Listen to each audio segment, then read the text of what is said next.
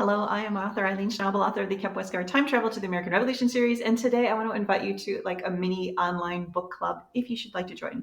So I am reading John Adams. I just started it by David McCullough because he's going to be a character in a future Kep Westgard story. And I thought maybe other people would want to read it along with me. And so I thought I would offer the invitation, and then once a week we'll just talk about the chapters and can give me what you think about it. And also sometimes it helps to have outside accountability to know you have to get through a chapter a week. And maybe like me, you're a person who wants to get through more books like this, but sometimes finds yourself frittering away time. And that actually brings me to another point, just really quick. My dad, I tell him, I was recently down visiting my dad and I was telling him some history stories. And he's like, that stuff is interesting. Excuse me. But what do you do with it? And I think that's a fair question. Like, why learn history? Like, what is the point? And I'll tell you, just using this book as an example, some of the things that I think taking the time to read a book, this is actually 600 pages, that I think it helps.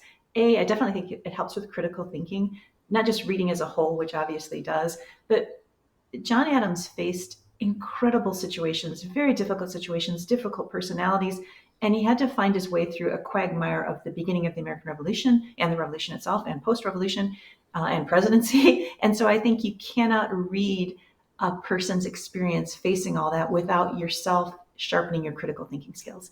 Second, I do think it teaches us to be a better citizens of our country. Honestly, I know that's a little bit maybe cliche, but the truth is a lot of the situations our country, any country, faces in modern day, there's threads that go way back. And if you can understand the threads, you can understand the current situation and try to look at things through the lens of how did this work and how did this come to be and how has it been dealt with in the past. So I think it makes you a better civilian.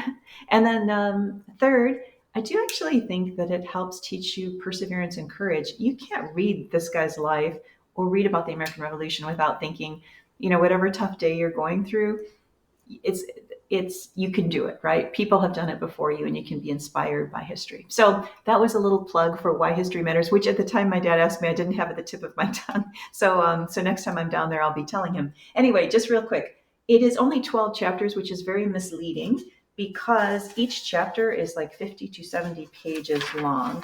So I'm going to warn you right now, this is the table of contents and it is 12 chapters.